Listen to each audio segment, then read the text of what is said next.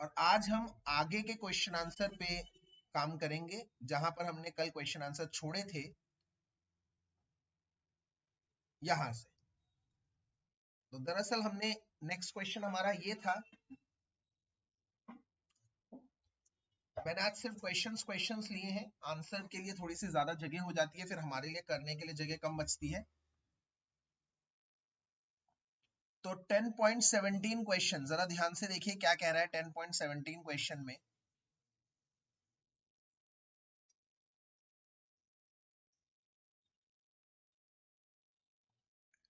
तो 10.17 क्वेश्चन में कह रहा है आउट ऑफ C6H5CH2Cl, एक ये है और एक है C6H5CHCl C6H5, कौन आसानी से हाइड्रोलाइज हो जाएगा KOH से, कह रहा है।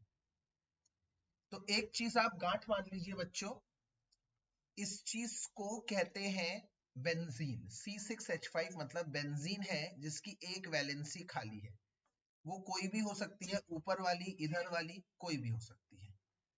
और CH2Cl ऐसे है। अगर मैं दूसरे वाले की बात करूं तो दूसरे वाले में भी C6H5 है, तो आपने बेंजीन बना लिया, फिर CH है आपने फिर बना लिया, फिर Cl है बना लिया, बट Cl के बाद इधर उसमें फिर से C6H5 है, मतलब फिर से बेंजीन। तो सिंपल सीधी सी बात है बच्चों, जब आप दोनों का स्ट्रक्चर बनाएंगे तो ऐसे बनेगा। अब इस स्ट्रक्चर में कह रहा है एक्वस क्यूएच के साथ रिएक्शन कौन आसानी से देगा जिसका कार्बोकैटायन स्टेबल बनेगा। अगर आप देखेंगे ये वाला बॉन्ड टूट जाएगा तो Cl माइनस बन जाएगा और यहां पर आ जाएगा प्लस, ये वाला बॉन्ड टूट जाएगा तो ये आ जाएगा प्लस, Cl माइनस बन जाएगा। तो यहां पर हम देख पा रहे हैं ये बेंजाइलिक बन रहा है, स्टेबल है, बहुत ज्यादा रेजोनेंस होता है।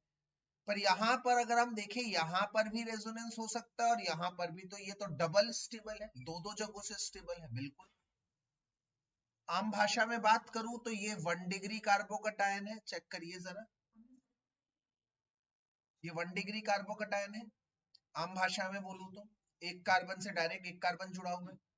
और ये 2 डिग्री कार्बोकैटायन है क्योंकि जिस कार्बन पर पॉजिटिव चार्ज है वो दो दो कार्बन या दो दो बेंजीन से जुड़ा है। तो इसका मतलब ज्यादा स्टेबल कौन है, 2 डिग्री कार्बोकैटायन ज्यादा स्टेबल है।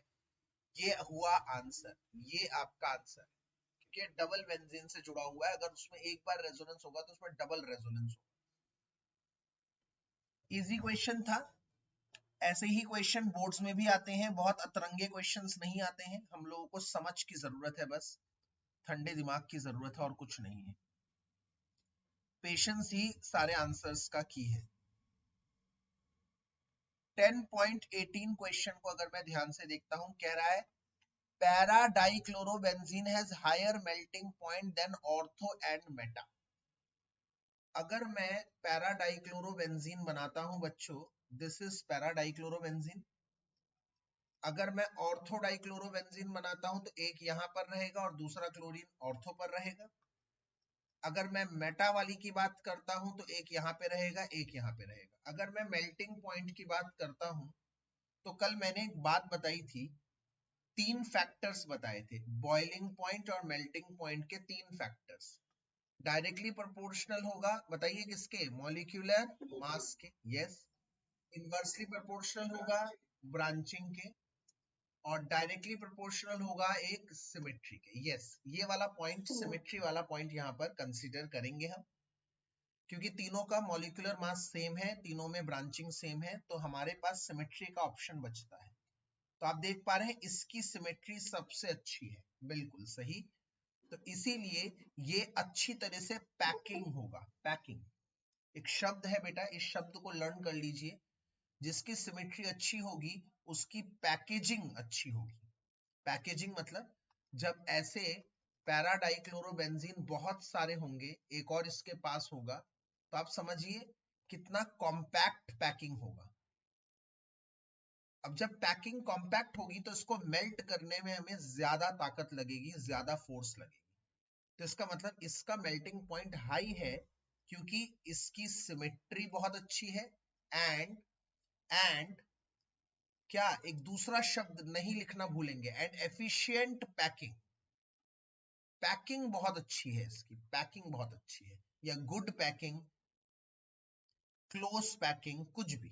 तो सिमेट्रिकल एंड एफिशिएंट पैकिंग, इन दो पॉइंट की वजह से पैरा वाले का मेल्टिंग पॉइंट ज्यादा है ऑर्थो और मेटा वाले के मुकाबले।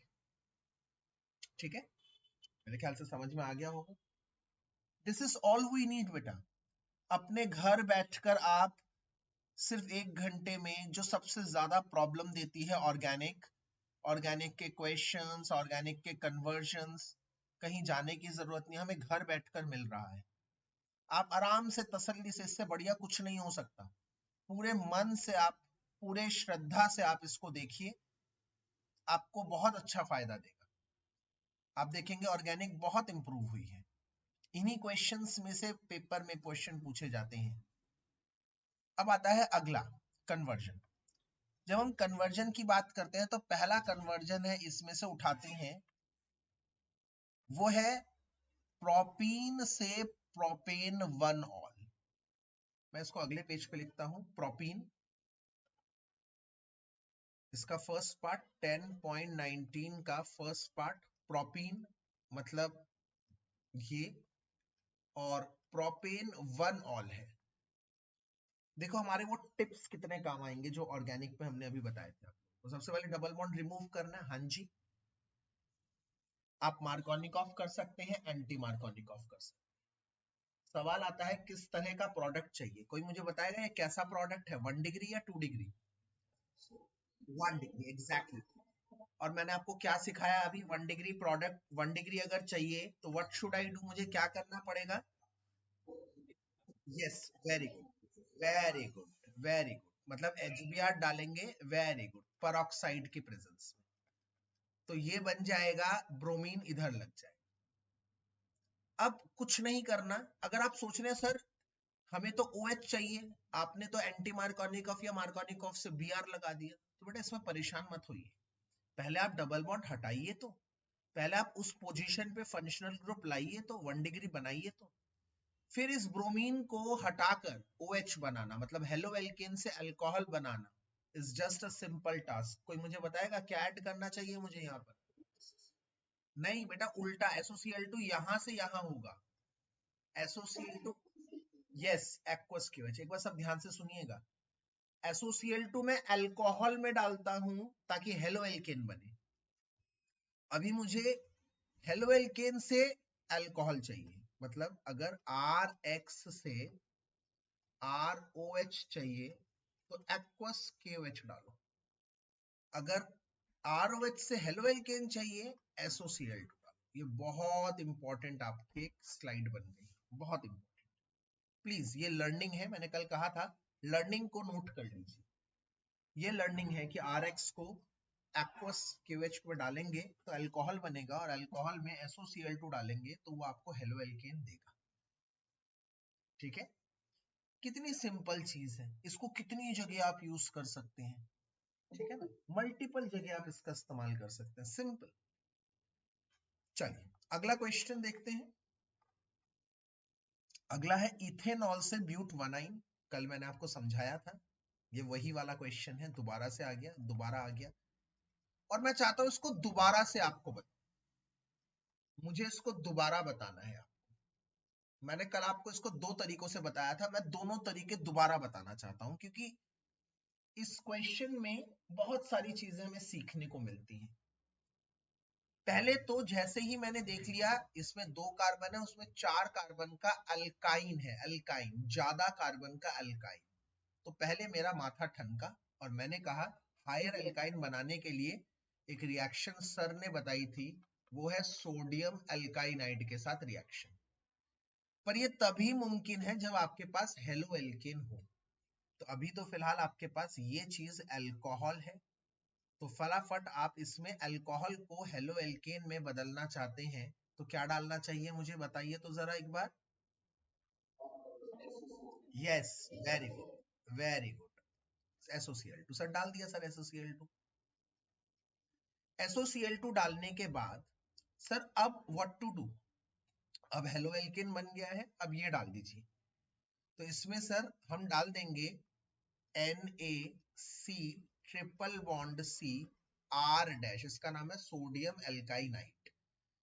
पर कितने कार्बन सर, R डैश में कितने कार्बन चाहिए? ठीक है, इसका सवाल का जवाब ऐसे मिलेगा कि अभी आपको कितने कार्बन बनाने हैं? 4। आपके पास कितने हैं कार्बन मौजूद? 2। मतलब आपको बाहर से एक्स्ट्रा कितने कार्बन चाहिए? 2 कार्बन चाहिए।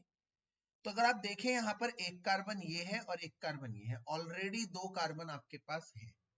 बात बन गई है, और एक्स्ट्रा कार्बन नहीं चाहिए, तो R की जगह और कार्बन नहीं चाहिए, हम उसकी वैलेंसी को H लगाकर सेटिस्फाई कर देंगे। और इसमें जब ये डाला जाएगा तो ये Na और ये Cl निकल जाएगा और ये प्रोडक्ट आपका बनकर तैयार हो जाएगा। मान लीजिए 1% आपको ये तरीका एग्जाम में याद नहीं है, आप भूल गए सर वो चीज जो डालते थे सोडियम अल्काइनाइट, भूल गया, तो आप ये वाला तरीका देखेंगे जिसमें बहुत सारी आपको चीजें सीखने को मिलेंगी। ठीक है, सबसे पहले 2 कार्बन से 4 कार्बन, किसी बच्चे का दिमाग ये भी चल सकता है सर वुड्स कर ले हम लोग। मैं कहूंगा ठीक है वुड्स करिए, गुड। वुड्स में क्या करना होता है? हमें कार्बन को डबल करना होता है। वुड्स में कार्बन की संख्या डबल होती है, पर वुड्स सिर्फ किसमें एप्लीकेबल होती है? हेलो एल्केन्स में एप्लीकेबल होती है, हेलो एल्केन्स। तो पहले इसको हेलो एल्केन बनाना है, और आप सब माहिर हैं, अब फटाफट से बता दीजिए तो हेलो एल्केन बनाने के लिए क्या डालेंगे इसमें? यस, देख रहे हैं 2-3 चीजें हैं, बस 2-3 चीजें सीख गए तो इस चैप्टर की कन्वर्जन में कोई प्रॉब्लम नहीं है। बच्चा हमेशा कंप्लेन करता रहता है सर कन्वर्जन नहीं होती, कन्वर्जन नहीं होती। अरे मेरे कन्वर्जन कराने के बाद एक बार तुम इनको करके तो देखो अपने हाथों से। जहां पे दिक्कत आ रही है वीडियो में खोल कर सीधे वहीं पहुंचो, वो सॉर्ट आउट करो, आगे बढ़ो। कैसे नहीं आएगी यार, कैसे सॉल्व नहीं होगा? मैं बैठा हूं, बताइए। इतना इजी बन जाएगा कन्वर्जन तो आप लोगों के लिए। बट उसके लिए आपको अभी, मैंने कहा है ना, कल वाली चीज की कल प्रैक्टिस करनी थी। अगर मान लीजिए कल प्रैक्टिस नहीं कर पाए तो अभी कर लीजिएगा, और आज वालों की भी आज, मतलब संडे का दिन है आज, हेलो एल्केन पे सील मार के लॉक लगा के आगे बढ़ना है। हेलो एल्केन के क्वेश्चन आंसर को सारे लॉक लगाकर आगे बढ़ना है। मैं जब इसमें SOCl2 डाल दूंगा you will get halo alkane, आपको हेलो एल्केन मिल जाएगा। अब आप क्या करेंगे? नेक्स्ट कार्बन डबल करना है, वुड्स। वुड्स करने के लिए हम कुछ नहीं करते, सीधे ये ले लेते हैं और उसमें Na डाल देते हैं और ड्राई ईथर, और इधर लिख दो वुड्स।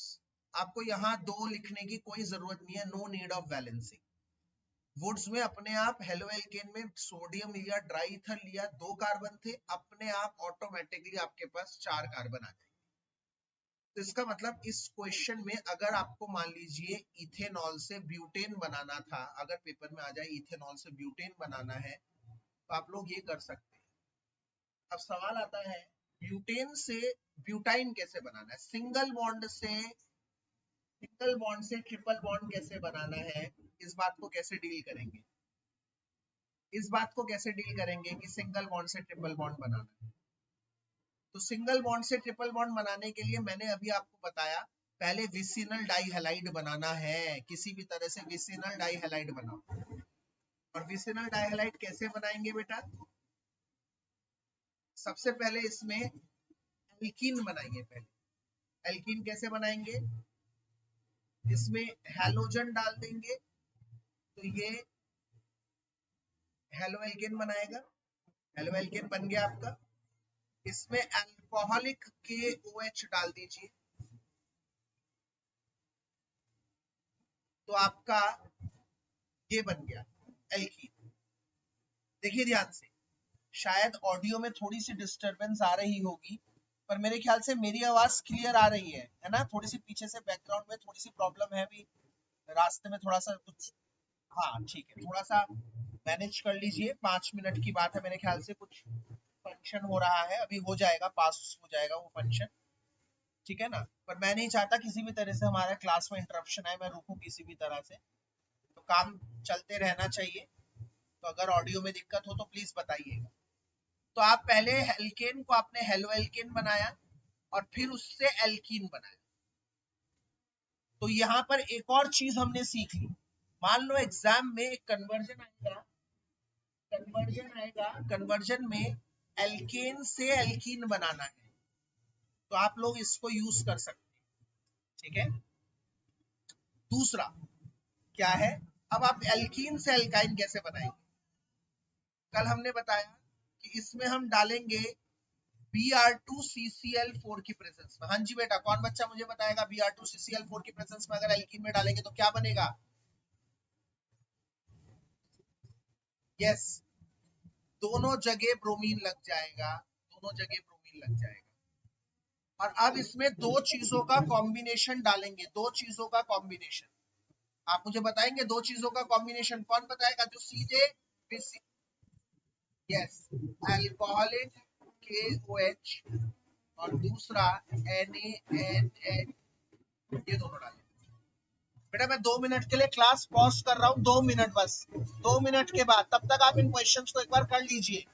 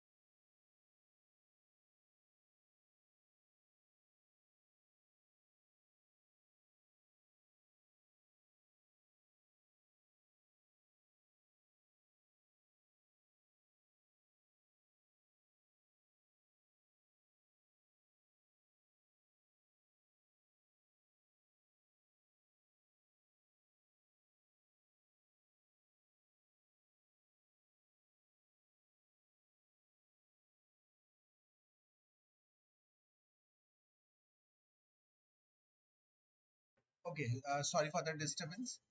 तो हम लोग इसका थर्ड पार्ट यहाँ पे कर रहे हैं क्योंकि वहां पर जगह नहीं है, तो मैं यहाँ पे कर रहा हूँ इसका थर्ड पार्ट। थर्ड पार्ट में कह रहा है वन ब्रोमोप्रोपेन से 2 ब्रोमोप्रोपेन बनाना है, हाइड्रोजन की पोजीशन को बदलना है। तो पहले आप इसको देखिए जरा ध्यान से, तो ये एक 2 डिग्री प्रोडक्ट है, 2 डिग्री प्रोडक्ट बनाना है। तो आपके दिमाग में इतनी बात, जो मैंने वो पॉइंट्स लिखे थे, मैं ये आज स्लाइड शेयर भी कर दूंगा आप लोगों को, तो आप लोगों को जहां से वो ग्रुप लिंक मिला होगा, आप लोग ये स्लाइड ले लीजिएगा PDF। तो वो जरूर नोट कर लीजिएगा, वो पॉइंट्स जो मैंने कन्वर्जन के टिप्स लिखे थे वो बड़े इंपॉर्टेंट है। तो उसमें एक टिप लिखी थी मैंने कि 2 डिग्री प्रोडक्ट अगर चाहिए, 2 डिग्री हेलोएल्केन अगर चाहिए तो मुझे HBr ऐड करना पड़ता है मार्कोनिकॉफ से। याद है आप लोगों को? पर कौन मुझे बताएगा किस में डालते थे HBr मार्कोनिकॉफ से ताकि 2 डिग्री प्रोडक्ट बन जाए? किस में डाला जाता है HBr?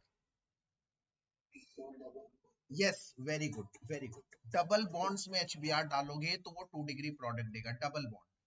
इसका मतलब सर हमें एक डबल बॉन्ड चाहिए, पहले इससे एक डबल बॉन्ड चाहिए, और डबल बॉन्ड जैसे ही चाहिए आप लोग समझ गए, बेताज बादशाह एक ही है जो डबल बॉन्ड बना देता है, वो कौन है बच्चों? यस। तो आप देख रहे हैं बहुत ज्यादा टिपिकल है नहीं सर, डबल बॉन्ड बन गया। अब इसमें डाल देंगे हम HBr डाल देंगे और लिख देंगे नीचे मार्कोनिकॉफ। अपने आप को टूट कर 2 डिग्री प्रोडक्ट बन जाएगा, वेरी इजी। ठीक है, चलिए अब फोर्थ पार्ट पे चलते हैं। इसके फोर्थ पार्ट में कह रहा है टॉलुइन से, ये भी हमने कल बना दिया था, मैं चाहूंगा इसको दोबारा बताऊं, कल वाले क्वेश्चंस भी मैं दोबारा बताना चाह रहा हूं। टॉलुइन से बेंजाइल अल्कोहल, बेंजाइल, एक तो बेटा ये चीज की बहुत बड़ी प्रॉब्लम है, सब प्लीज लर्न कर लो, ये चीज बेंजाइल होती है, ये चीज बेंजाइल होती है, this is benzyl, you must learn all of you, this is benzyl. ये बहुत इंपॉर्टेंट है, बच्चा कंफ्यूज होता है। अगर मैं पहले इससे बेंजाइल हैलाइड बना दूं, हैलोजन लगा दूं, तो फिर OH लगाना मेरे लिए आसान रहेगा, एक्वस QH डाल दूं। तो इसके लिए मैंने आपको एक रिएक्शन बताई है, जिसको अभी भी लर्न नहीं हुई प्लीज लर्न करो भाई। Cl2 डालेंगे 383 केल्विन पर, क्लोरीन को अगर मैं 383 केल्विन पे डालूंगा तो वो क्लोरीन साइड चेन बेंजीन पे नहीं लगेगा, बेंजीन के साइड वाले कार्बन पर, बेंजाइलिक कार्बन पर लगेगा। देखो ध्यान से देखो बेटा, मान लो ये है हमारा CH3, ठीक है, अब इसमें मैं Cl2 डालता हूं, मैंने अभी क्या कहा 383 केल्विन पर, तो क्या बन जाएगा CH2Cl, साइड चेन पे लगेगा, इसे साइड चेन हैलोजिनेशन कहते हैं। पर अगर मैं इसमें Cl2 डालूं, और कल मैंने समझाया था बेंजीन पर अगर क्लोरीन लगाना है तो AlCl3 डालना पड़ेगा या FeCl3 डालना पड़ेगा, इन दोनों में से कोई एक डालना पड़ेगा। तो वो हैलोजन फिर कहां लगेगा, बेंजीन के ऑर्थो पर या बेंजीन के पैरा पर। देखो कितनी बढ़िया चीज अभी ये लिखी है, प्लीज ये हमारी एक लर्निंग है, इसका स्क्रीनशॉट ले लीजिए आप लोग। ये एक लर्निंग है हमारी आज के दिन की, कि अगर हमारे पास ऐसी आइटम आ जाए और मुझे इसके कार्बन पर साइड चेन पर हैलोजन लगाना है तो ये दोनों आइटम डालनी पड़ेगी। पर अगर मुझे बेंजीन पर हैलोजन लगाना है तो आप लोग ये कॉम्बिनेशन इस्तेमाल करेंगे, तो बेंजीन पर हैलोजन लगेगा। और अगर आप साइड चेन पे लगाना चाहते हैं, कार्बन पर लगाना चाहते हैं, तो ये कॉम्बिनेशन करेंगे तो साइड चेन पर लगेगा, कार्बन पे लगेगा। ब्यूटीफुल, कितनी इंपॉर्टेंट लर्निंग है। तो यहां पर हमें साइड चेन पे चाहिए था, इसीलिए हमने साइड चेन पे लगा लिया, साइड चेन पे हमने यूज कर लिया इसका। कैसे साइड चेन पे यूज किया हम लोगों ने, 383 केल्विन। इसके बाद तो इजी है, ये Cl हटाना है और ये OH लगाना है, इसका मतलब हेलो एल्केन से अल्कोहल बनाना है। और हमने आज बता ही दिया था शुरू में ही, एक्वस KOH डालकर आप इसकी प्राप्ति कर सकते हैं।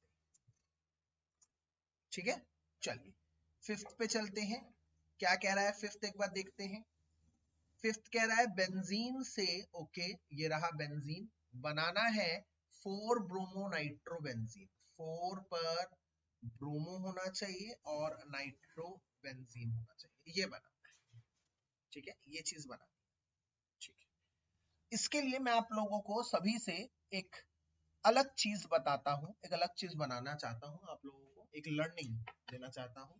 वो लर्निंग ये है कि बेटा बड़े ही सिंपल शब्दों में बता रहा हूं, बेंजीन पर अगर कभी भी CH3 हो, OCH3 हो, हैलोजन हो, कोई भी हैलोजन हो, X मतलब हैलोजन हो, OH हो और NH2, ये तमाम ग्रुप्स अगर है, इनमें से कोई भी ग्रुप,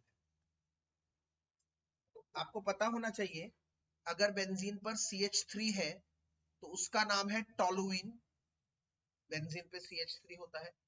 अगर OCH3 होता है तो उसे एनिसोल कहते हैं, X लगा होता है तो हेलोबेंजीन कहते हैं, क्लोरोबेंजीन, फ्लोरोबेंजीन। बेंजीन पे OH जुड़ा होता है तो उसे हम फिनॉल कहते हैं, और बेंजीन पे NH2 जुड़ा होता है तो उसे हम एनिलीन कहते हैं।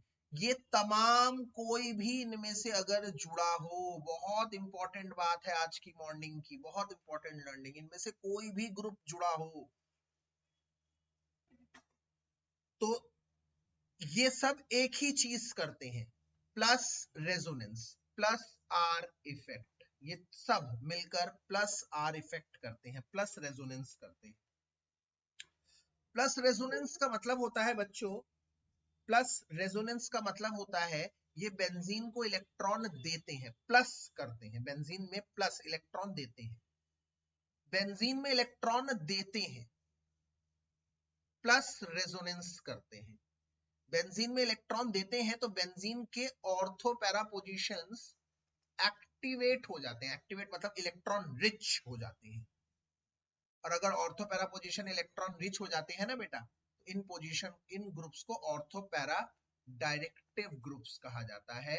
इसका मतलब अगर ये ग्रुप्स बेंजीन पे लगे हो तो अगली आने वाली चीज, नेक्स्ट लगने वाली चीज ऑर्थो या पैरा पर लगेगी। देखो कितनी बढ़िया चीज आपने सीख ली। एक और बार दोबारा से, सर बेंजीन पर अगर CH3 जुड़ा है उसका नाम है टोलुइन। सर बेंजीन पर अगर OCH3 जुड़ा हुआ है नेक्स्ट, उसका नाम है एनिसोल। नेक्स्ट बेंजीन पर अगर X जुड़ा है तो उसे हेलोबेंजीन, क्लोरीन जुड़ा है तो क्लोरोबेंजीन, फ्लोरोबेंजीन, ब्रोमोबेंजीन। नेक्स्ट क्या है, बेंजीन पर OH जुड़ा है तो वो क्या होगा, फिनॉल। नेक्स्ट क्या है, बेंजीन पर अगर NH2 जुड़ा है तो वो एनिलीन होगा।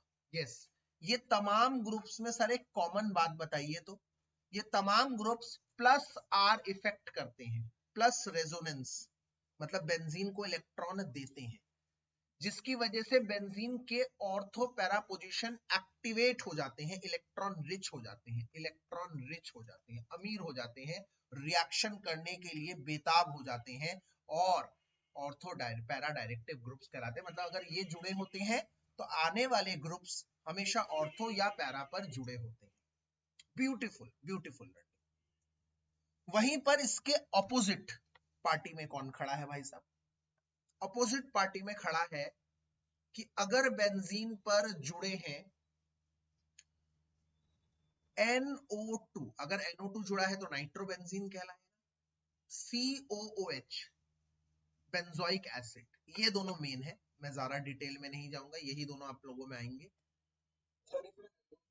यस, एल्डिहाइड कीटोन भी होते हैं। अब मैं इसलिए कह रहा था मैं ज्यादा डिटेल में नहीं जाऊंगा, अगर आप जाना चाहते हैं तो CHO भी लिख सकते हैं और COCH3 भी लिख सकते हैं, बट पहले दोनों ही ज्यादा इस्तेमाल होते हैं, पहले दोनों की ही इस्तेमालात ज्यादा होती है। तो अगर बेंजीन पे NO2 जुड़ा होता है तो उसे हम कहते हैं नाइट्रोबेंजीन, पकड़ बंद करो। अगर बेंजीन पे COOH जुड़ा होता है उसे हम कहते हैं बेंजोइक एसिड। अगर बेंजीन पे CHO जुड़ा होता है उसे हम कहते हैं बेंजल्डिहाइड।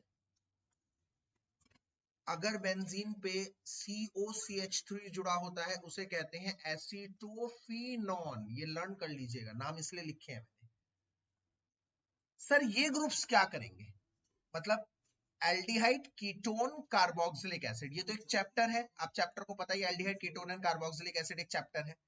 उस चैप्टर के अलावा एक NO2 ग्रुप है, NO2 ग्रुप। अगर NO2 ग्रुप जुड़ा होता है, NO2 ग्रुप जुड़ा होता है, NO2 ग्रुप जुड़ा होता है, ये सब उल्टा करते हैं, minus are effect. Minus are effect का मतलब क्या है बच्चों, माइनस रेजोनेंस, मतलब बेंजीन से इलेक्ट्रॉन खींच लेते हैं, ये बेंजीन से ले लेते हैं इलेक्ट्रॉन, बेंजीन से माइनस कर देते हैं, जिसकी वजह से ऑर्थो पैरा पोजीशन डीएक्टिवेट हो जाती है, डीएक्टिवेट का मतलब गरीब हो गई ortho para position, electron deficient हो गई, गरीब।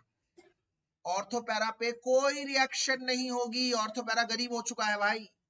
और अगर ऑर्थो पैरा पे कोई रिएक्शन नहीं होगी, ऑर्थो पैरा अगर गरीब हो चुका है, तो कौन सी पोजीशन बची है? Meta directive. तो इसीलिए इनको हम कहते हैं मेटा डायरेक्टिव। तो ये सारी ऑर्गेनिक में इस्तेमाल होने वाली आइटम मैंने अभी आप लोगों को बताई कि अगर ये तमाम ग्रुप्स होंगे तो सर प्लस आर इफेक्ट होगा, ऑर्थो पैरा एक्टिवेट होगा, ऑर्थो पैरा डायरेक्टिव ग्रुप होगा। आप ऐसे याद कर सकते हैं, एल्डिहाइड कीटोन कार्बोक्सिलिक एसिड वाला चैप्टर है और उसके अलावा NO2, ये अगर जुड़ रहे हैं तो माइनस आर है, इसके अलावा कोई भी जुड़ा है तो सब प्लस आर है, बात ही खत्म हो गई।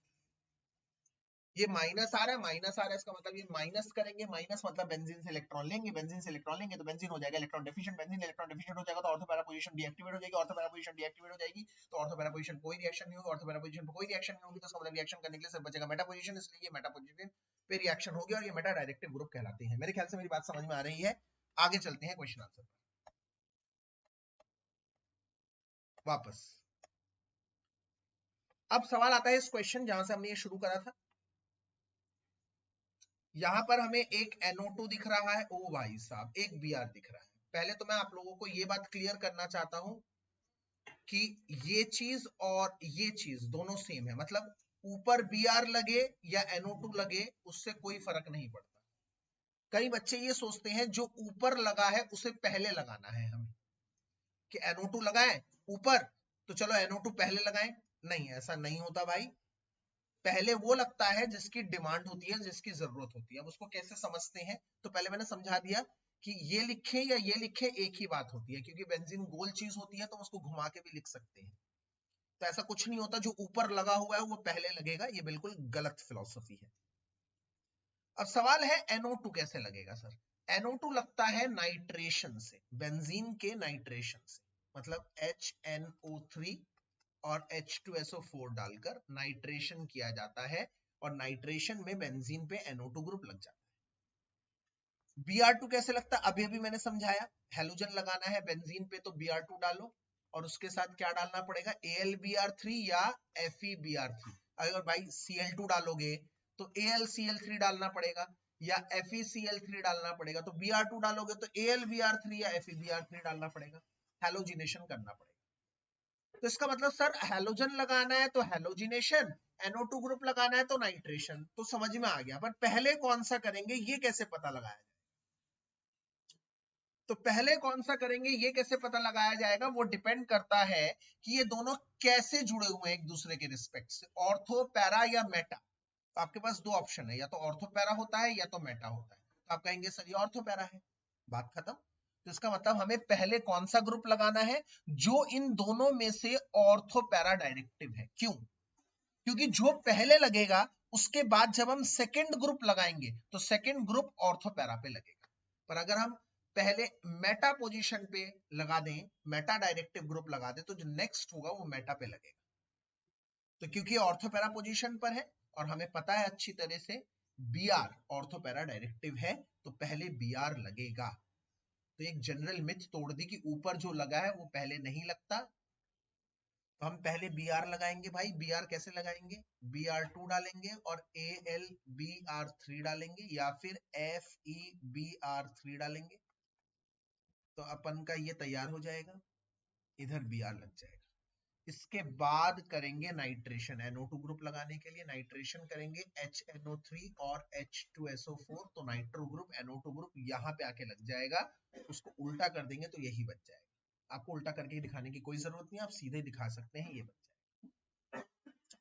बच्चों यहाँ पर ये समझने की बहुत ज्यादा जरूरत है कि सर अगर मैंने इसमें पहले नाइट्रेशन कर दिया होता, HNO3 H2SO4 डाल दिया होता और पहले NO2 ग्रुप ऊपर लग जाता और फिर इसमें Br2 डालता और FeBr3 डालता, तो क्या होता? क्योंकि अब ये मेटा डायरेक्टिव ग्रुप है, तो इसका मतलब जो अगला ब्रोमीनेशन आपने किया है, ब्रोमीन आपने डाला है, तो ब्रोमीन मेटा डायरेक्टिव ग्रुप है, तो मेटा पोजीशन पर NO2 मेटा डायरेक्टिव ग्रुप है, तो मेटा पोजीशन पे आके लगेगा, ये प्रोडक्ट बनता, ऊपर वाला नहीं बनता। इसका मतलब है बहुत जरूरी है ये जानना कि कौन सा पहले लगेगा, और मुझे लगता है ऐसा क्वेश्चन इस बार आने के चांसेस बहुत हैं, क्योंकि बहुत दिनों से ऐसे बेसिक क्वेश्चन नहीं आए। ये बहुत बेसिक क्वेश्चन है, पर ये बेसिक क्वेश्चन आने के चांसेस बहुत है। ठीक है, तो ध्यान रखिएगा कौन सा पहले करना होता है, ये बहुत इंपॉर्टेंट है ऐसे क्वेश्चन। अगले चलते हैं सिक्स्थ पार्ट पे। सिक्स पार्ट में क्या कह रहा है, इथेनॉल, सॉरी, बेंजाइल अल्कोहल। मैंने आपको रटवा दिया है, मैं बार बार बोल रहा हूँ, बेंजाइल का मतलब है ये चीज, और अल्कोहल मतलब OH से बनाना है 2-फिनाइल इथेनॉइक एसिड। 2-फिनाइल इथेनॉइक एसिड, तो पहले मैं इथेनॉइक एसिड बना दूं, बना दिया भाई इथेनॉइक एसिड। ये 1 कार्बन है और ये 2 कार्बन है, 2 पे फिनाइल है, चलो भाई ये भी बना दिया मैंने, 2-फिनाइल इथेनॉइक एसिड। ठीक है, अब आप अगर ध्यान से देखेंगे, यहां पर बेंजीन के ऊपर 1 कार्बन है, और यहाँ बेंजीन के ऊपर 2 कार्बन है, मतलब 1 कार्बन की संख्या बढ़ रही है। क्या करें सर 1 कार्बन बढ़ाने के लिए? 1 कार्बन बढ़ाने के लिए याद करिए, कल मैंने बताया था आपको KCN डालना है। फिर आपको याद आएगा सर KCN अल्कोहल में नहीं डाल सकते, कौन मुझे बताएगा KCN किस में डाल सकते हैं? Yes, very good. और मुझे फिर बताइए, तो ये अल्कोहल को हेलोजन में बदलने के लिए क्या करना चाहिए मुझे? बिल्कुल सही, वेरी, नहीं नहीं उल्टा बोल दिया यार तुमने, ये अल्कोहल है, अल्कोहल, अल्कोहल को हेलो एल्केन में बदलना है। हाँ, एसोसिएट, ये डिफरेंस ध्यान कर लो भाई, कंफ्यूज मत हो जाना। KOH डालोगे तो ऑलरेडी OH तो है ही, हटाना है इस बार, ये डालेंगे और फिर इसमें डालेंगे KCN।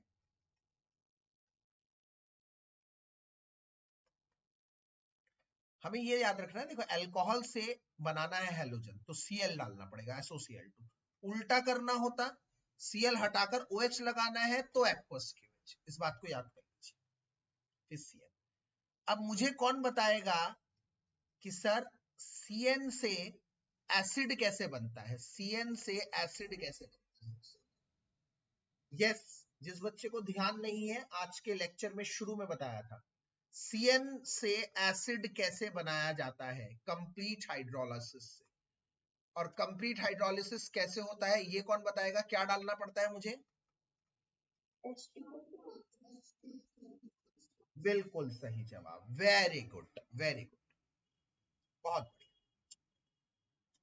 ठीक है, आगे चलते हैं सेवेंथ के लिए, इथेनॉल से प्रोपेन नाइट्राइल। इथेनॉल से प्रोपेन नाइट्राइल ये बनाना है सर, 1 कार्बन बढ़ाना है, 1 कार्बन बढ़ाना है तो क्या डालेंगे, जल्दी बताओ जरा मुझे। हाँ, KCN, पर ये चीज क्या है अभी? अल्कोहल, क्या अल्कोहल में KCN डाल सकते हैं? नो, तो क्या करना पड़ेगा पहले?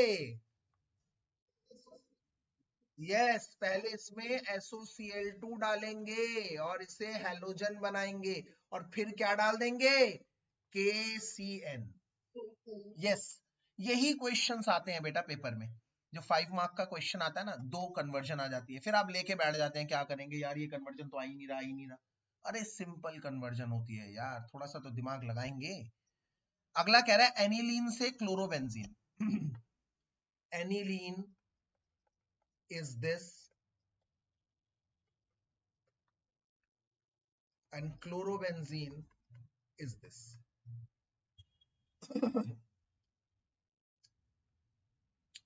एनिलीन से क्लोरोबेंजीन, ये एक नेम रिएक्शन है, कोई मुझे बता पाएगा कौन सी नेम रिएक्शन है?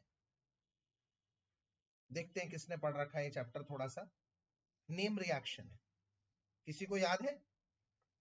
नहीं, यस, सैंडमेयर्स रिएक्शन। प्लीज चैप्टर को गो थ्रू करिए, रिक्वेस्ट कर रहा हूं सभी से। सैंडमेयर्स रिएक्शन क्या करते हैं, सैंडमेयर रिएक्शन है मैं बताता हूं। सबसे पहले इसमें डालते हैं होनो nitrous acid, HNO2, 0 degree Celsius से 5 डिग्री सेल्सियस, तो ये बन जाता है N2 plus Cl minus, BDC, benzene diazonium chloride. फिर इसमें डाल देते हैं CuCl प्लस HCl, या फिर Cu2Cl2 प्लस HCl, और इस रिएक्शन का नाम है सैंडमेयर्स रिएक्शन। ठीक है, प्लीज ध्यान करिएगा, बहुत इजी क्वेश्चन था, बट नोट्स अच्छी तरह से पढ़े होने चाहिए। ठीक है, सैंडमेयर्स रिएक्शन। चलिए इसके पीछे आते हैं। अगला कह रहा है 9th 2 क्लोरोब्यूटेन से 9th में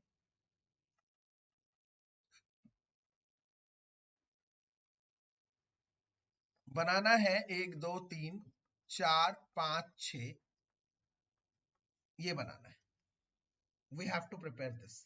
अगर आप ध्यान से देखें, मुझे तो एक चीज दिख रही है, बच्चे सोचेंगे सर इसमें 4 कार्बन है और इसमें 6 कार्बन है, 4 से 6 हो रहा है सर। मैं कहूंगा आप गलत देख रहे हैं, 4 से 6 नहीं, 4 से 8 हो रहा है। फिर आपको समझ में आएगा सर 4 से 8, अरे भाई ये तो वुड्स हो गई। यस, वुड्स हो गई। पर इसको लिखने का हम क्या ऐसे नहीं लिख सकते, ये 2 क्लोरोब्यूटेन मैंने लिखा है, क्या मैं 2 क्लोरोब्यूटेन को ऐसे नहीं लिख सकता? अभी भी तो ये बच्चों 2 क्लोरोब्यूटेन ही है, देखिए 2 क्लोरोब्यूटेन है सर, बिल्कुल। ऐसे ही एक और 2 क्लोरोब्यूटेन अगर मैं लाता हूं,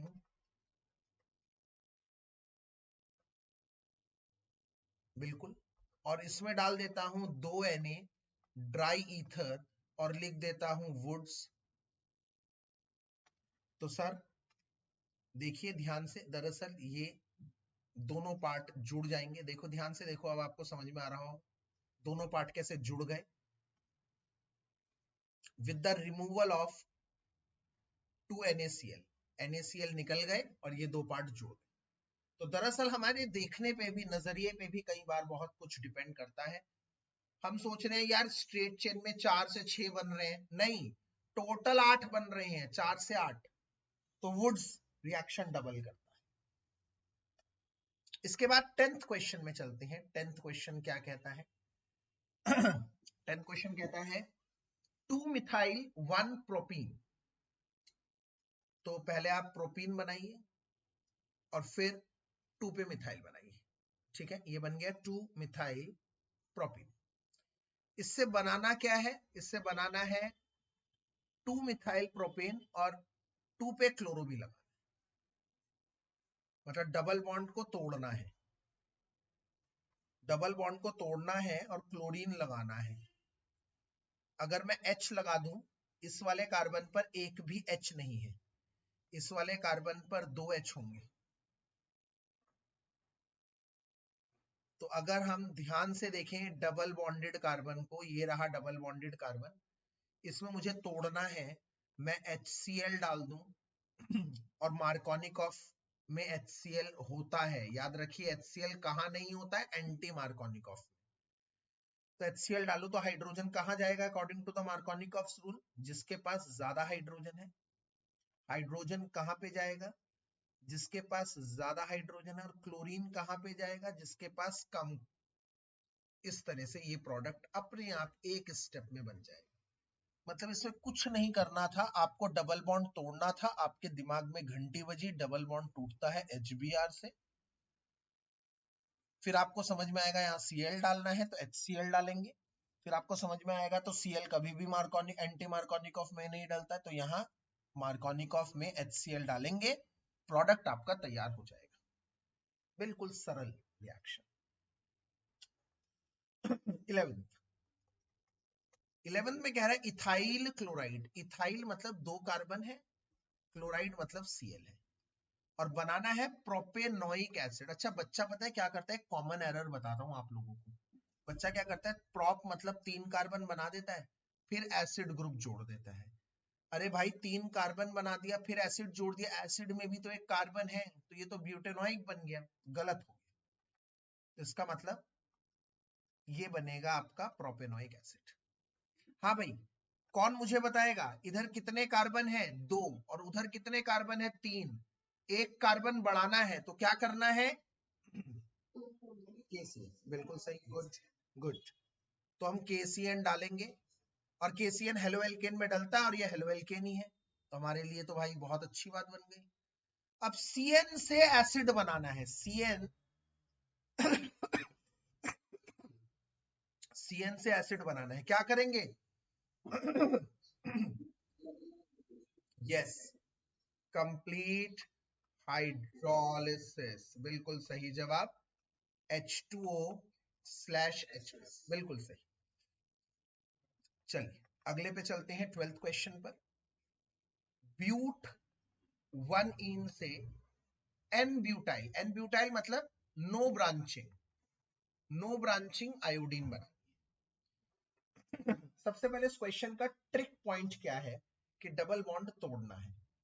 डबल बॉन्ड तोड़कर क्या प्रोडक्ट बनाना है? 1 डिग्री। अब तो बता दो भाई, डबल बॉन्ड को तोड़कर 1 डिग्री प्रोडक्ट बनाना है। Yes, very good, anti Markovnikov HBr, बहुत बच्चों ने बोला है, I like it. Peroxide,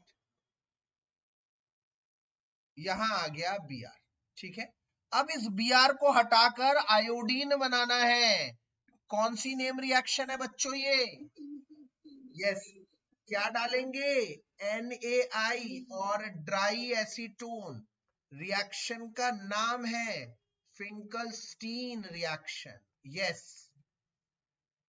very easy. अभी मैं दिखा रहा हूं, आप लोग देख रहे हैं, बहुत इजी लग रहा है। आप एक हफ्ते बाद इसको करेंगे, नहीं होगा। वही गलती करते हैं हम लोग। हम लोगों को आज खुद अपने हाथों से करना है। अगर हमने आज के लेक्चर के बाद इन सारे कन्वर्जन को खुद अपने हाथों से किया है तो फिर हमें कोई नहीं रोक सकता। नहीं तो बहुत दिक्कत है भाई। फिर कल को खोलोगे, कल को एग्जाम में आ जाएगा, फिर सर ऑर्गेनिक नहीं हो रही, ऑर्गेनिक के कन्वर्जन नहीं हो रही, फिर it will be a huge task. So please use your brains. Hardly it will take half an hour और 1 hour to do all the questions. 13th question क्या कह रहा है? 2 क्लोरोप्रोपेन मतलब ये हो गया हमारा 2 क्लोरोप्रोपेन से 1 प्रोपेनॉल। अच्छा, इस प्रोडक्ट को देख के आपको लग रहा है सर ये तो 1 डिग्री है और ये 2 डिग्री है। अब आप बहुत कुछ अंदाज लगा पा रहे हैं, सर 1 डिग्री से 2 डिग्री बनाना है। सर 2 डिग्री बनाना है ना, सॉरी 1 डिग्री बनाना है ना, तो 1 डिग्री में मैं सोचता हूं HBr डालना चाहिए एंटी मार्कोनिकॉफ में, और फिर उसमें ब्रोमीन आ जाएगा। ब्रोमीन को हटाकर फिर OH लगाना है, एक्वस QH डाल देंगे। पर सवाल ये आता है कि हम किसमें डालेंगे HBr पेरोक्साइड, किसमें डालते हैं? Double bond. क्या यहां डबल बॉन्ड है? तो डबल बॉन्ड कैसे बनाया जाएगा?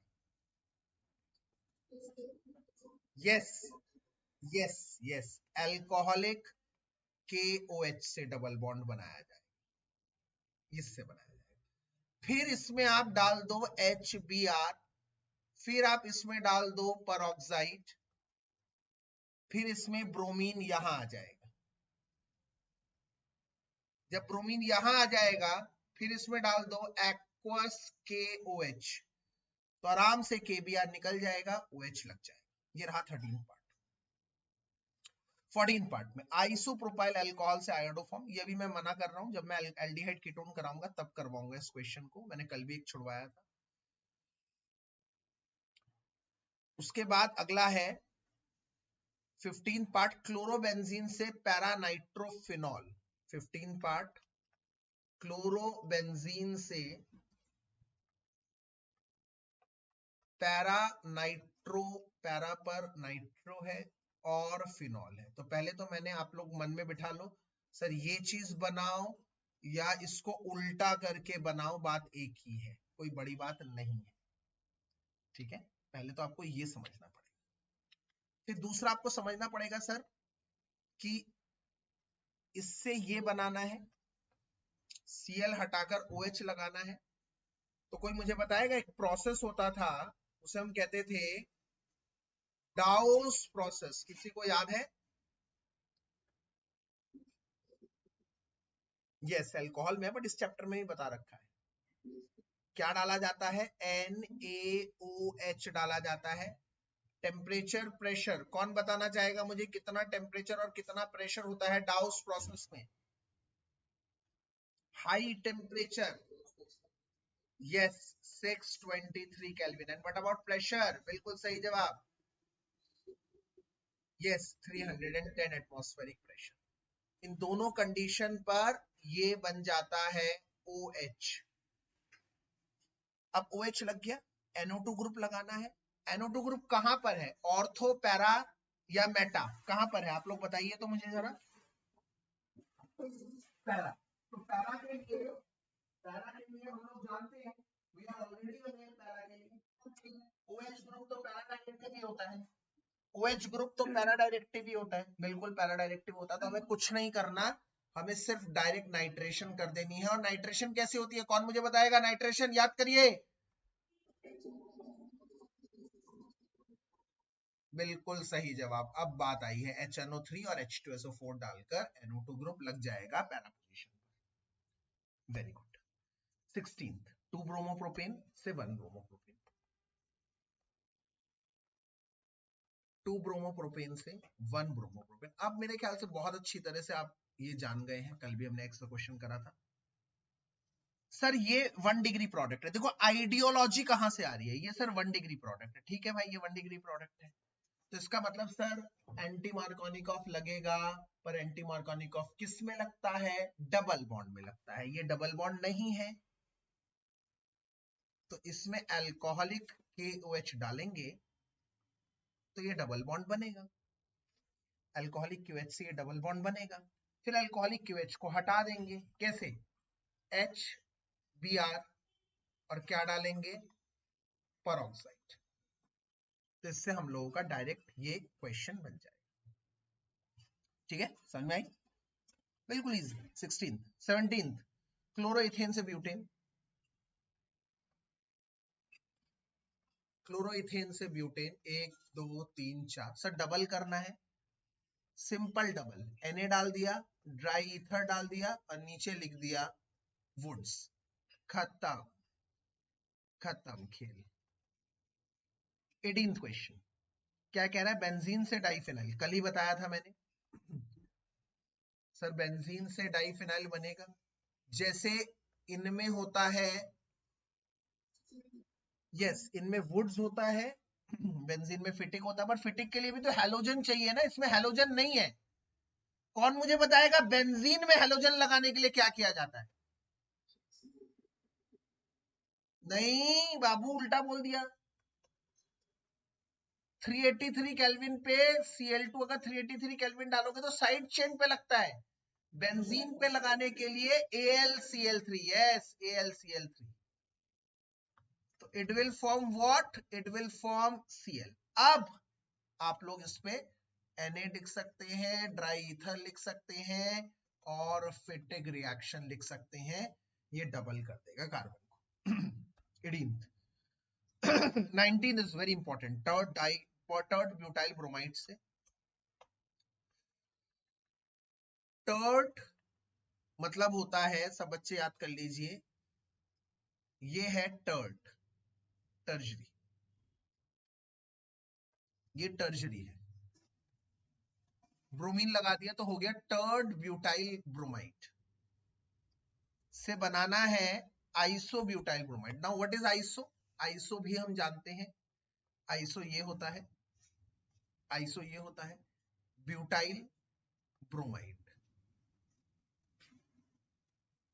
ध्यान से देखिए, ये वाला पार्ट होता है टर्ट, ये वाला पार्ट होता है आइसो। जब भी ऐसे आ जाता है, ऐसे, या कार्बन ऊपर है ऐसे, इसे कहते हैं टर्ट। एक ही बात है, ये कार्बन यहां हट जाए, यहां आ जाए। और नियो का सॉरी आइसो का मतलब होता है ये, दो ब्रांचिंग का मतलब आइसो। ये बात सब गांठ बांध लीजिए, बाकी ये क्वेश्चन बहुत इजी है। सर यहां से ब्रोमीन को हटाना है पहले, तो सर अल्कोहलिक QH डलेगा,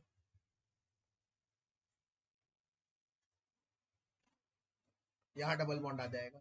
अब इसके बाद यहां बनाना है, तो ये 1 डिग्री प्रोडक्ट है, 1 डिग्री प्रोडक्ट बताओ, बहुत इजी है। 1 डिग्री प्रोडक्ट क्या करना है, HBr डालना है, यस पेरोक्साइड डालना है, तो ब्रोमीन इस कार्बन पे लग जाएगा, ऑटोमेटिकली ये बन जाएगा। कितना इजी था, हम देखकर इसे घबराते रहेंगे तो कैसे बात बनेगी बताइए। It is very easy question. इसके बाद एनिलीन से phenyl isocyanide, 20th question. Aniline is this, phenyl isocyanide is this. ये डायरेक्ट एक रिएक्शन है, आप लोगों को मैं बता दूं।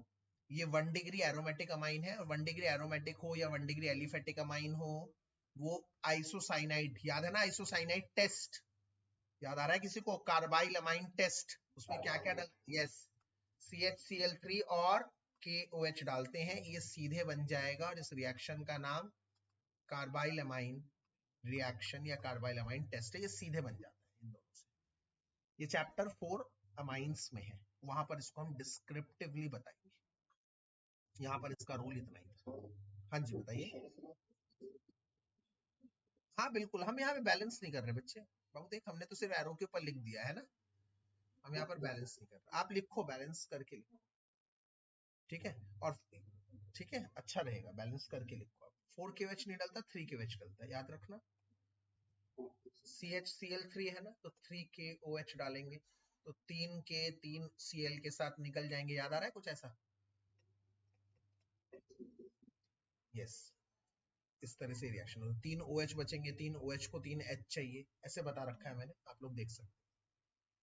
अब इसके बाद ये क्वेश्चन ऑलरेडी हम करा चुके हैं, कल वाले लेक्चर में बता चुके हैं। ये एक्वस QH और अल्कोहलिक QH वाला दोबारा एक बार बता देता हूं कि हेलो एल्केन्स में, एक बार मॉर्निंग वाइब्स के साथ इसको बता देते हैं। हेलो एल्केन में अगर हम डालते हैं एक्वस KOH, तो उसमें होता है OH माइनस। OH माइनस का नाम है हाइड्रोक्साइड न्यूक्लियोफाइल, जो क्या करता है, जो सब्स्टिट्यूशन करवाता है, सब्स्टिट्यूशन रिएक्शन करवाता है, और सब्स्टिट्यूशन रिएक्शन कर कर क्या बनाता है, अल्कोहल बनाता है। जबकि इसके अपोजिट पक्ष में कौन खड़ा है? अगर मैं इसमें डाल देता हूं अल्कोहलिक KOH, तो उसमें OH के साथ साथ मिलता है OH एंड OR माइनस, जो ज्यादा स्ट्रॉन्ग होता है। इसे कहते हैं एल्कोक्साइड न्यूक्लियोफाइल, जो ज्यादा स्ट्रॉन्ग होता है, स्ट्रॉन्गर न्यूक्लियोफाइल, जो क्या करवाता है, जो एलिमिनेशन करवाता है, और एलिमिनेशन करने के बाद करवाता है, एलिमिनेशन के बाद हमें क्या मिलता है, एल्कीन मिलता है। तो ये याद रखिएगा, ये रास्ता याद रखिएगा, पाथवे याद रखिएगा। अब एज इट इज भी लिख देंगे तो भी कोई काटने की हिम्मत नहीं कर सकता पेपर में। आप as it is flow chart में भी लिख देंगे तो भी कोई काट नहीं सकता। और बहुत इजी तरीका है आप लोगों के फ्लो चार्ट में समझाने के लिए कि हेलो एल्केन में ये डाला तो ये रास्ता हुआ, और एक्वस QH डाला तो भाई रास्ता कुछ अलग था। एक्वस QH में सिर्फ हाइड्रोक्साइड न्यूक्लियोफाइल था, जो सब्स्टिट्यूशन रिएक्शन करवाता है, जो अल्कोहल बनाता है। अल्कोहलिक QH में हाइड्रोक्साइड न्यूक्लियोफाइल के अलावा एल्कोक्साइड न्यूक्लियोफाइल भी है। एल्कोक्साइड न्यूक्लियोफाइल क्या करता है, एलिमिनेशन करवाता है, स्ट्रॉन्गर न्यूक्लियोफाइल है, और फाइनल प्रोडक्ट क्या होता है, एल्कीन होता है। ठीक है, चलो इसके बाद 10.21 क्वेश्चन है, बहुत अच्छा क्वेश्चन है 10.21, आई मस्ट से। आप इसको एक बार अच्छी तरह से रीड करिए, एक सेकेंड के लिए मैं आपको टाइम दे रहा हूं।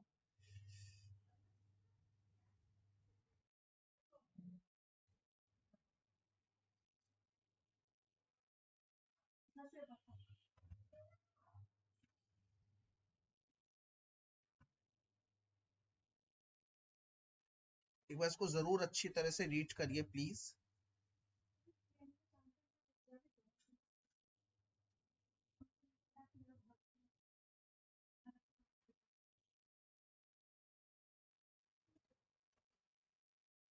ठीक है, चलिए रीड कर लिया होगा आई होप आप लोगों ने। इसके बाद इस क्वेश्चन में क्या कह रहा है, मैं आपको एक बार पढ़ के बताना चाहता हूं। ये अच्छा क्वेश्चन है, एग्जाम में एक बार आ भी रखा है।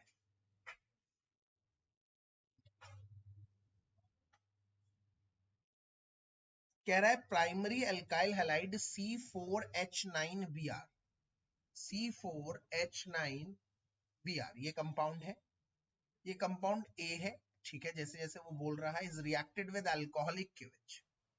इसको अल्कोहलिक QH के साथ रिएक्ट कर रहे हैं तो आप समझ गए होंगे एल्कीन बनेगा, बिल्कुल सही। तो उससे मिल रहा है, कह रहे कंपाउंड बी, हमने अपनी अंदाज से लिख दिया कि वो एल्कीन होगा क्योंकि हमें पता है अल्कोहलिक QH से एल्कीन बनता है। फिर कह रहा है compound B is reacted with HBr, फिर दोबारा से इसको HBr से रिएक्ट किया तो बन गया C, और C is isomer of A, C isomer है A का आइसोमर है, मतलब C और A का मॉलिक्यूलर फार्मूला सेम है बट स्ट्रक्चर्स डिफरेंट है, ठीक है। इसके बाद कह रहा है when A is reacted with sodium metal, A को जब सोडियम मेटल के साथ रिएक्ट किया गया, it gives D, D दिया गया। ऑब्वियसली हमने अंदाज लगा लिया कि ये वुड्स रिएक्शन है, और D मिल रहा है C8H18, C8H18 मिल रहा है। तो हमें आइडेंटिफाई करना है A, B, C, D। अब जैसे ही इसने शुरू में कहा, ध्यान से देखिएगा क्वेश्चन बहुत अच्छा है, इसने हमें कहा कंपाउंड C4H9Br है, तो 4 कार्बन 1 2 3 4, नेक्स्ट पेज पे लिखना चाहता हूं मैं, 1 2 3 4, 4 कार्बन पे ब्रोमीन कहां कहां हो सकता है आप मुझे बताइए। या तो पहले कार्बन पर होगा, अच्छा इधर होना और इधर होना एक ही बात है, यहां से फर्स्ट कार्बन पर हो वहां से फर्स्ट कार्बन पर हो, it doesn't make any sense. या तो इधर होना और इधर होना, इन दोनों पे भी एक ही बात है, तो मैंने या तो ये होगा या तो ये होगा, दो पॉसिबिलिटी के साथ चलते हैं। इसमें अल्कोहलिक QH डालते हैं तो डबल बॉन्ड यहां मिलेगा, इसमें अल्कोहलिक QH डालते हैं, डबल बॉन्ड आपको पता है यहां पे भी बन सकता है यहां पे भी बन सकता है, बट यहां बनेगा सेडजेफ रूल, जितना अंदर बनता है डबल बॉन्ड, जितना सब्स्टिट्यूटेड होता है उतना स्टेबल होता है। ये दोनों पोजीशन बन गई। फिर सेकेंड स्टेप में कह रहा है दोनों में HBr डाल दो, सिर्फ HBr कह रहा है, पेरोक्साइड नहीं कह रहा है, इसका मतलब मार्कोनिकॉफ होगा, तो इसका मतलब 2 डिग्री बनेगा। तो इस केस में ब्रोमीन यहां लग जाएगा, और इस केस में ब्रोमीन यहां लगे या यहां लगे, बात तो एक ही है। तो अगर मैं यहां ही बना देता हूं तो मैं क्या देखता हूं, ये A है, ये B है और ये C है, यहां पर ये A है, ये B है और ये C है। तो ये क्लियर कट विजिबल है कि यहां का जो A है और ये जो C है ये तो सेम है, एकदम सेम, एकदम सेम। जबकि यहां का जो A है और यहां का जो C है वो सेम नहीं है, वो आइसोमर्स है, आइसोमर्स मतलब पोजीशन डिफरेंट है, आइसोमर्स। तो इसका मतलब हमें समझ में आ गया, ये A आंसर है, ये A आंसर नहीं है। हमें वहां से पता लगा कि आंसर है ये A, ठीक है, और ये C बन गया। तो A का नाम है 1 ब्रोमोब्यूटेन। अब इसमें वुड्स कर देंगे, आप इसमें वुड्स कर देंगे। Let me take another colour pen, blue colour. इसी में अगर मैं वुड्स कर दूं 1 2 3 4 5 6 7 8, ये बन जाएगा हमारा कंपाउंड डी, ये कंपाउंड हमारा डी बन जाएगा। बस ABCD डन। कई बार हम लोग बहुत आसान क्वेश्चंस को मिस कर देते हैं और ऐसे क्वेश्चन फिर एग्जाम में आते हैं, फिर हम फंसते हैं, ठीक है। सो प्लीज आप लोग इसको ध्यान करिएगा।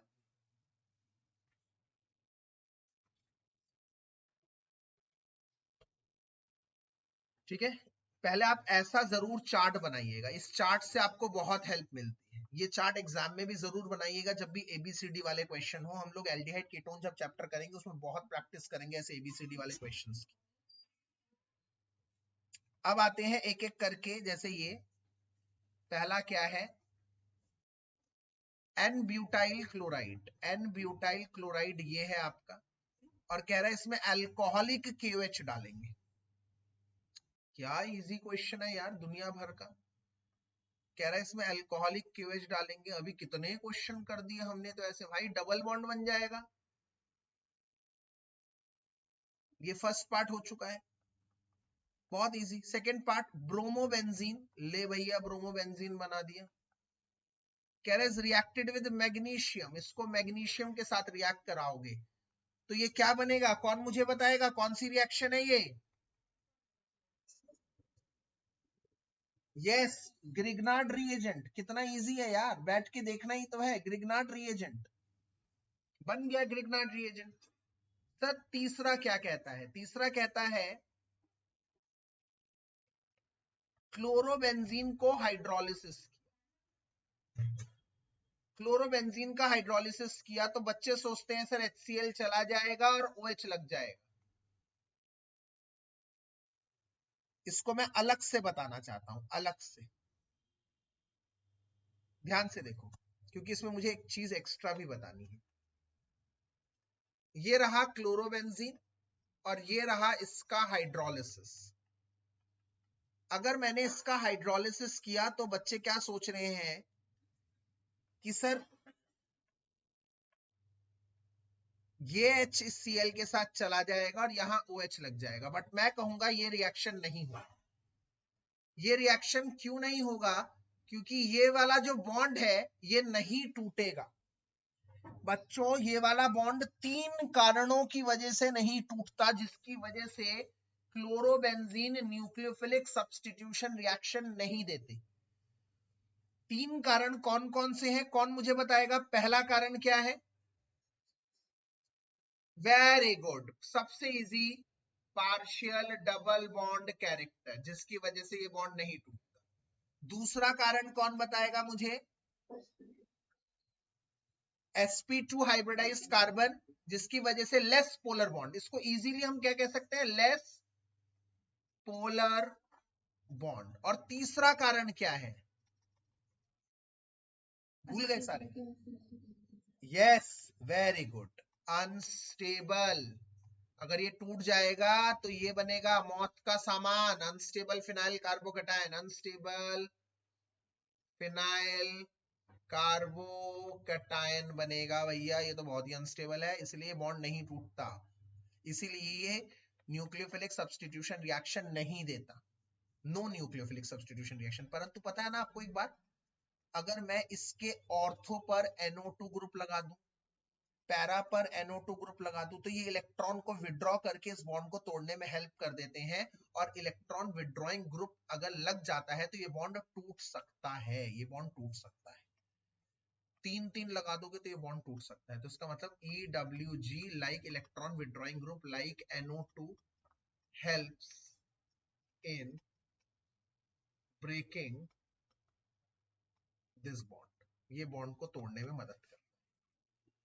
ठीक है, चलिए फिर अगले पार्ट पे चलते हैं। इसका मतलब इसमें नो रिएक्शन लिखेंगे आप लोग।